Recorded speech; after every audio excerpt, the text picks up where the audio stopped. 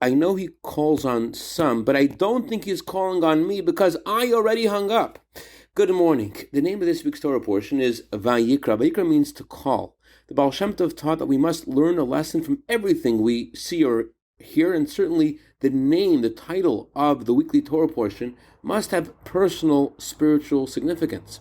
The meaning of this word for each of us is that at every moment God himself calls every Jew and asks each Jew to be higher and closer, to go from strength to strength, to go higher than where you were before. But if you've hung up the phone on him, so to speak, he's probably got you on speed dial and is ringing you off the hook. There's only one thing that God asks us to do that it's so uniquely gratifying to him that he said about it, "This makes me happy." And that thing is the subject of this week's Torah portion. It's the sacrifices. Sacrifices were brought to atone for various mistakes. When God asks for the sacrifices in chapter 1, verse 9, he uses the word nachas. And Rashi says that God says, "It gives me pleasure that I asked you to do this and you fulfilled my desire."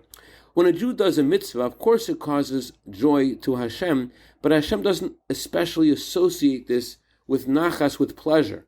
However, when you're not in the best of circumstances, and you stop and you think and you turn around towards him, now this is a real reason for his celebration.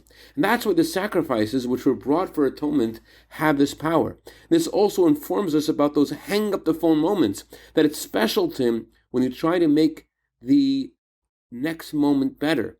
Try to make tonight better than this afternoon and tomorrow better than today. Candlelighting time for Los Angeles is 6:50. I dedicate a minute of Torah today to Yaakov David Kessler in honor of his birthday tonight for a year of bracha v'atzlacha. Also dedicate this to the neshama of Mordechai Yehuda ben Avram, whose anniversary of passing is today. May his neshama have an aliyah. Have a wonderful Shabbat.